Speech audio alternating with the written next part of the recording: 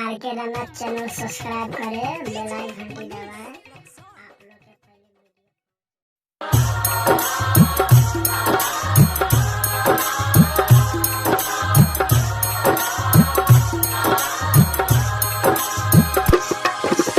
कमल के फूल पर बैठलू मैया करलू हंस सवारी।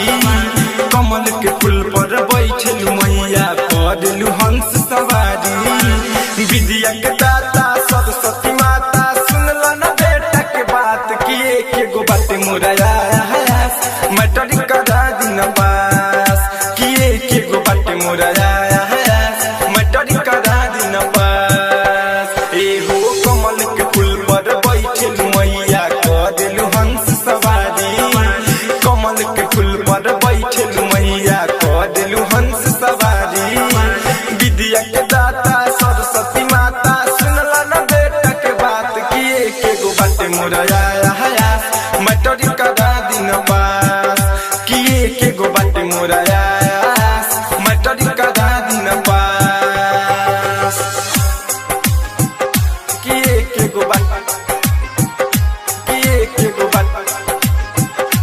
मैटरी करा दिन पास डीजे मनीष रक्सौल किए के गो बात मोराया मैटरी करा दिन पास मैटरी करा दिन पास। रौरे नम लेके मैया करे सब पढ़ाई रौरे नम लेके मैया करे सब पढ़ाई। एक बेरिया फेर दिना जरा जिंदगी सफल हो जाए। एक बेरिया फेर दिना जरा जिंदगी सफल हो जाए।